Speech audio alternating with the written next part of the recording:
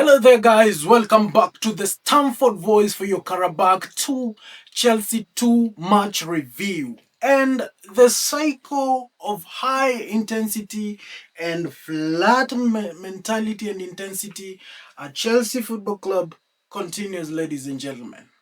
Against Tottenham, we were immaculate. Against Qarabağ, especially in that first half, we were deplorable. This is Chelsea for you, ladies and gentlemen.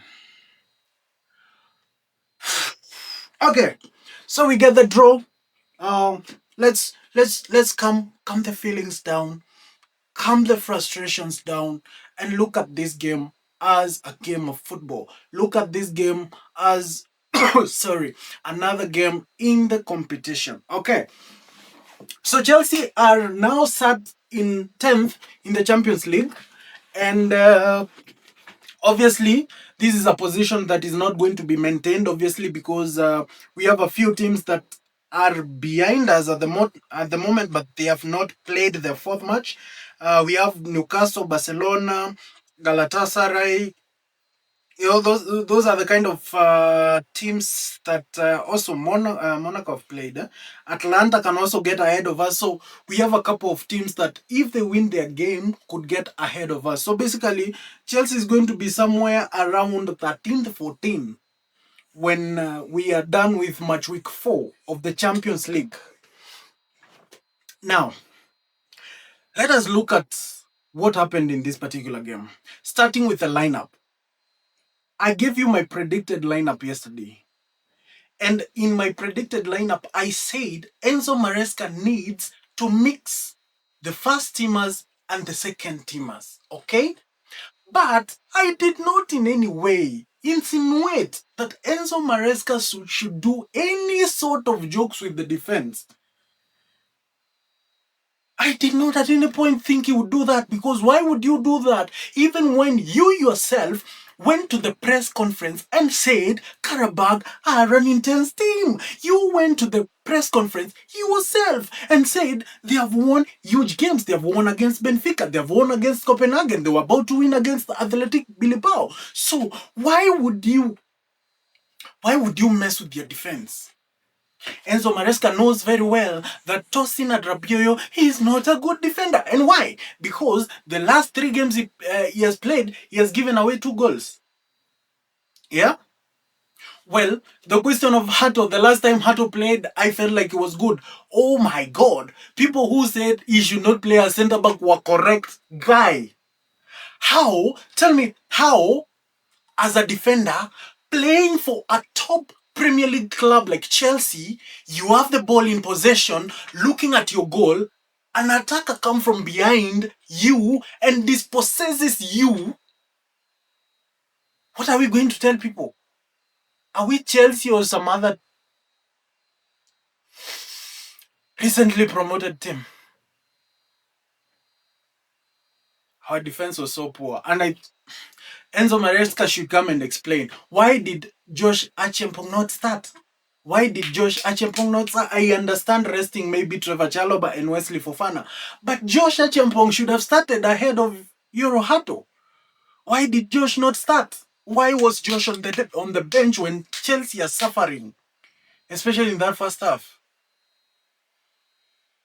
Sometimes Enzo Maresca, come on. Yes, we know you are a super Enzo Maresca, you are a super tactician, but this kind of decisions make us question you. Why would you start with that centre back, especially when you know that Qarabağ are a very super intense team and they like to press. So if you have a weak defense, they are going to punch holes inside them. But you go ahead and start with your 2 worst defenders, to be honest. Because if you're taking the pecking order of defenders right now at Chelsea, you probably start with Reece James, then Trevor Chalobah, Wesley Fofana, Josh Achiampong, Tosin Adrabioyo, then Hato. So why would you start with your worst defense against your highest intensive opponent? And nobody should come and tell me that Enzo Maresca underestimated Qarabağ, because he did not. When he went to the press conference, he said, this team is super intensive. This team is super good as a team. So he knew very well what was coming, but he decided to gamble. He decided to place a bet on the Champions League. Are you telling me that Enzo Maresca decided to throw away this game just to win against Wolverhampton in the weekend? Is that is that is that the argument that he would have? Because I'm trying to understand his choice of those two poor defensive centre backs. Yeah. Anyway, let's let's let's put the centre back issue aside. He started with Robert Sanchez. I thought that was good enough. He started with Marco Correa, obviously, and Reece James. That was okay. In midfield, Romeo Lavia. Sadly, Romeo Lavia got another injury.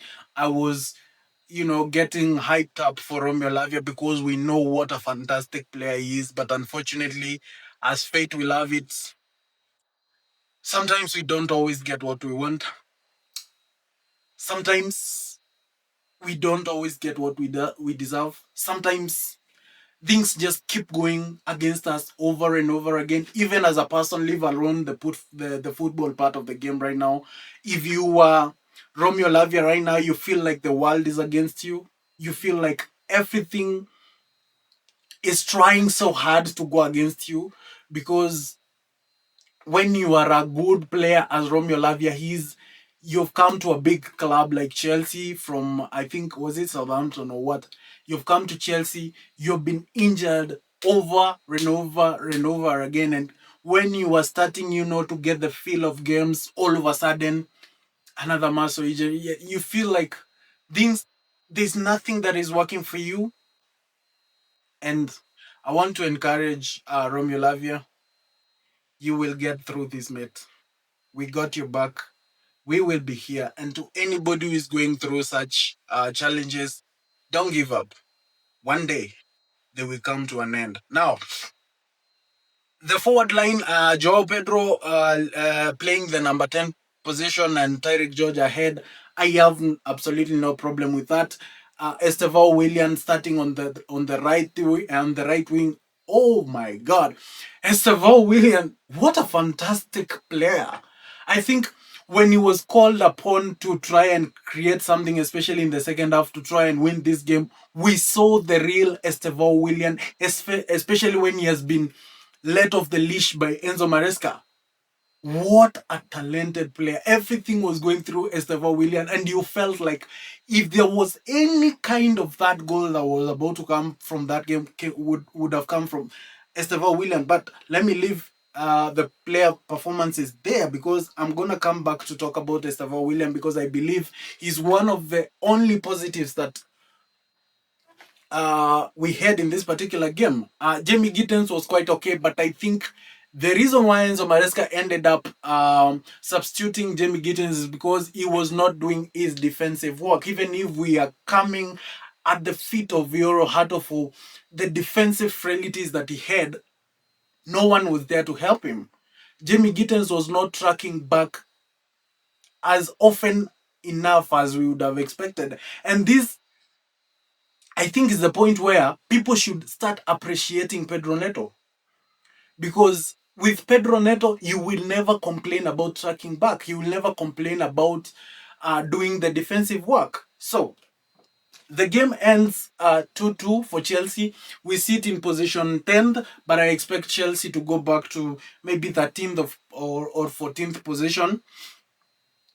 And the only positives that I can take from this particular game is Estevão William. Oh my God, what a player we have in our hands. I think Enzo Maresca today had a fantastic view of what a weapon Estevão William can be if he is unleashed and given the attacking freedom that we saw Cole Palmer having during the Pochettino era. If you give Estevão William attacking freedom, he can win you games on his own. I mean, this boy is brilliant. The boy can dribble. The boy can score from anywhere. The boy can take crosses, set pieces, can run in behind, and I think he was the most beautiful part of the Chelsea game today, and credit goes to him. And now, Enzo Maresca has been put to notice. Enzo Maresca has been put to notice that Estevão Willian is not the player to play on the bench week in, week out. Yes, Estevão Willian is a superstar. Estevão Willian is the player that will win you games, and today, Enzo Maresca can never again say that he has not seen enough. Because today we were struggling for a goal, and Estevão Willian looked the most likely. The ball is up to you, Enzo Maresca. Estevão Willian is your super weapon. Make use of it. Crumble all your opponents in attacking freedom from Estevão Willian. Now, looking forward to Wolves, I want to say this to Enzo Maresca. I want to believe that you sacrificed today's game just to win against Wolves. You better win against Wolves. No matter what they bring to you. Of course, they sacked their coach. No matter what they bring to us, Enzo Maresca, you better beat Wolves come the weekend. Because I'm assuming that is why you sacrificed your defensive players like Trevor Chalobah, Wesley Fofana, Joshua Chempong. So I want Wolves to be dismantled come the weekend. I'm not asking for anything more. Dismantle Wolves at the weekend. Bye.